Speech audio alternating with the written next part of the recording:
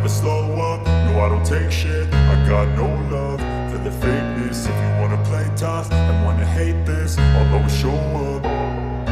I don't ever slow up, no I don't take shit. I got no love for the fakeness. If you wanna play tough and wanna hate this, I'll always show up and make a statement. I don't ever slow up, no I don't take shit. I got no love for the fakeness. If you wanna play tough and wanna hate this, I'll always show up. Demi bisa meloloskan negaranya ke Piala Dunia yang per tahun 2026. Bahkan baru-baru ini statement Federasi Sepak Bola Bahrain yang mengajukan permohonan untuk pertandingan leg kedua melawan Indonesia tak dimainkan di GBK. Mungkin saja permainan dari kedua belah pihak. Mereka benar-benar ingin menghentikan timnas Indonesia sejak awal dan meluluskan langkah Bahrain untuk ke Piala Dunia, namun dengan tanda kutip cara yang salah. Melihat apa yang dilakukan oleh Bahrain dan Presiden AFC itu membuat negara-negara Asia cukup jengkel.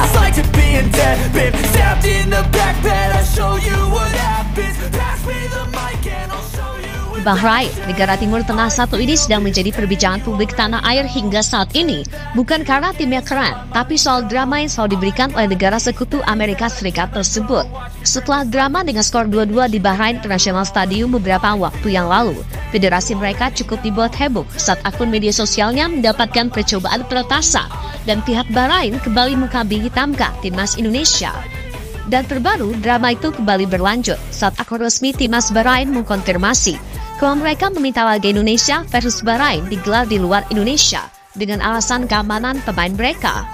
Jelas itu sangat kontroversial dan PSSI kali ini tak akan tinggal diam karena laga di GBK sangat penting bagi kelangsungan timnas Indonesia di babak round 3. Dengan banyaknya dukungan secara langsung, peluang Indonesia meraih 3 poin sangat terbuka lebar. Give me all the scars, I'm a human being. Cover them with tattoos so you can't see. Knew it from the start, you had problems with me and the things I could be, I just wish I had seen. I feel this pain, you already know. Turn that to gains. Di sisi lain, apa yang dilakukan Federasi Sepak Bola Bahrain itu kemungkinan sudah direncanakan dengan Presiden AFC saat ini, Salman bin Ibrahim Al Khalifa. Karena usut punya usut, Presiden AFC saat ini juga berasal dari Bahrain. Dan sangat jelas, mereka ingin meloloskan negaranya dengan mengamankan peringkat 3 atau 4 hingga bisa berjuang di babak selanjutnya. Apalagi dalam peraturan baru FIFA, kuota Asia di Piala Dunia 2026 bertambah menjadi 8,5. Hal itulah yang membuat Presiden AFC bernafsu membawa Bahrain lolos ke Piala Dunia dengan apapun itu caranya, termasuk menjegal timnas Indonesia yang merupakan tim bau kencur sebagai tim debutan dan memiliki rank FIFA paling rendah.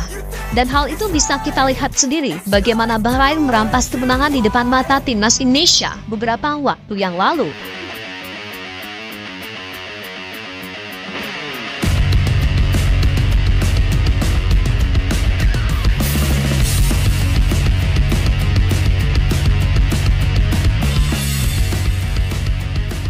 Bahrain takut dengan perkembangan pesat Indonesia.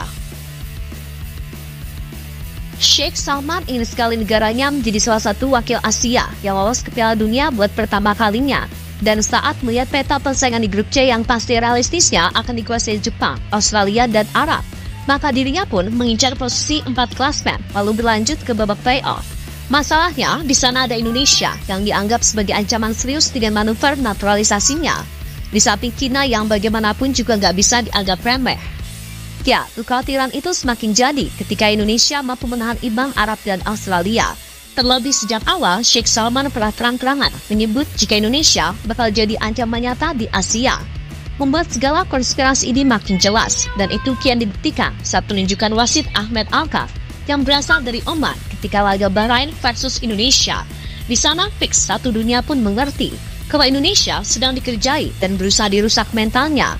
Alhasil kelihatan jelas di laga versus China yang seharusnya jadi momentum, para pemain justru underperform. Di samping ada kesalahan juga dari coach soal perubahan line up yang bikin semuanya runyam, khususnya di babak pertama, sehingga kira kalah 2-1.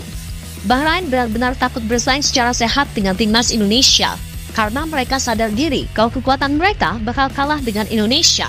yang dalam beberapa tahun ini menunjukkan perkembangan yang sangat pesat. Lihat tindakan tak sportif yang ditunjukkan Bahrain dan Presiden AFC yang kemungkinan kong kali kong di babak round 3 ini membuat negara-negara di Asia macam Jepang, Irak hingga Australia sadar akan kebobrokan Federasi Sepak Bola Asia. Bagaimana tidak, Bahrain yang sudah terbukti salah masih saja mendapatkan pembelaan. Dan Indonesia yang menjadi korban justru terus mendapatkan tekanan seolah ditekan untuk mengalah. Namun kita tahu kalau PSSI sekarang dipimpin oleh orang yang punya power di kancah sepak bola dunia. Jelas Pak Erik dapat tinggal diam dan tunggu saja tanggal mainnya. Dan untuk Bahrain, mereka justru membongkar aibnya sendiri di depan negara-negara Asia. Bahkan beberapa negara di Asia sudah nggak percaya lagi dengan drama yang dilakukan oleh Bahrain dan menganggap itu sebagai lelucon. Dunia pun ikut menyoroti kelucuan Bahrain.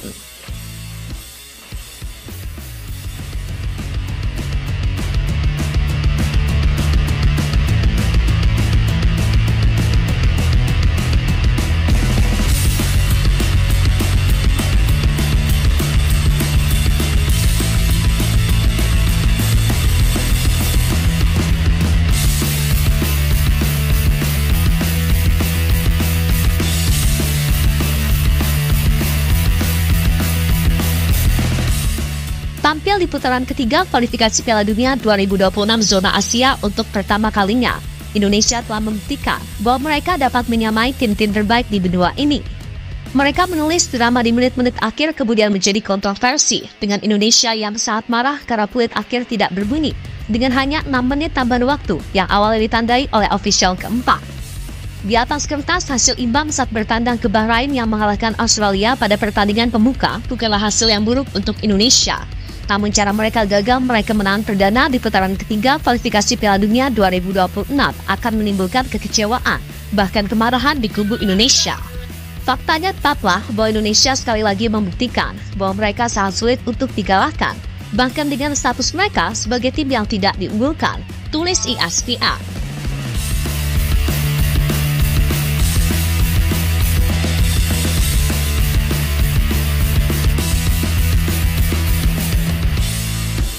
Selain ESPN, media asal Korea Selatan, Chosul, memberitakan hasil imbang yang diraih anak asuh Sintayong dan laga melawan Bahrain Kamis malam.